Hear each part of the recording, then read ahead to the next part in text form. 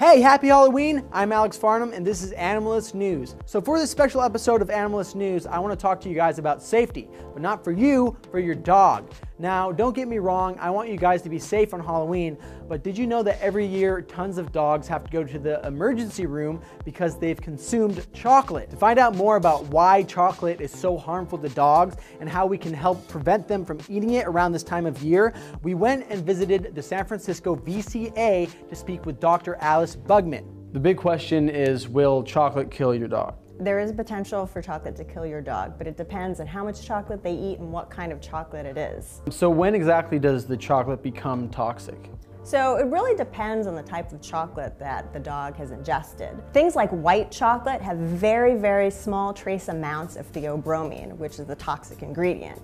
So for, say, a 2-pound dog, that dog would need to eat 6 pounds of white chocolate just to get mild GI signs, which is highly unlikely. But chocolates such as dark chocolate or cocoa powder have a much higher content of theobromine. So tell me a little bit about theobromine. Sure. Theobromine is a methylxanthine alkaloid.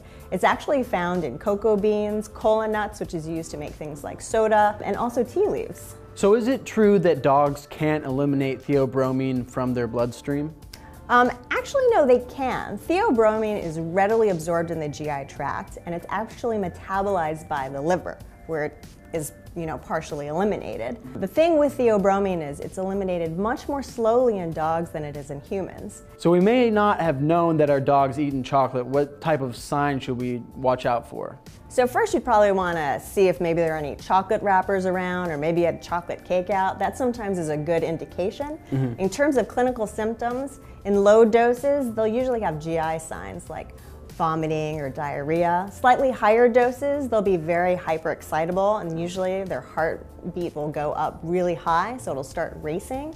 In the cases where they've ingested a lot of chocolate or some of those more concentrated chocolates like cocoa powder or those 70–80% cocoa chocolates, you can sometimes see tremors and seizures and sometimes they'll become comatose. What's the best way that we can help prevent the dogs from eating chocolate? Oh, probably is to keep chocolate away from your dog. So similar with kids and how you want to keep toxic things away from your children, you want to put chocolates in places where they can't reach them. So don't put a tray of chocolate on a low table or a coffee table where your dogs are going to snack at it. Mostly keep them in high places. If you have a dog like a Labrador that likes to counter surf and eat things off your counters, keep it in a high cabinet. If your dog does happen to ingest some chocolate, I would highly recommend calling a veterinarian. Don't start treating it home by inducing vomiting at home. That can lead to serious complications like aspiration pneumonia. This Halloween, make sure there's no chocolate around those dogs. Wow, so now you guys know how serious it can be when dogs get a hold of that sweet, sweet cocoa candy. Thank you so much, Dr. Bugman and the SFBCA for those helpful tips. All right, guys, well, that's it for our Halloween episode. Happy Halloween, and don't forget to check out these episodes over here and subscribe if you want. Okay, I'll see you hairy mammals tomorrow. Have a holly jolly Christmas, and it's not Christmas at all.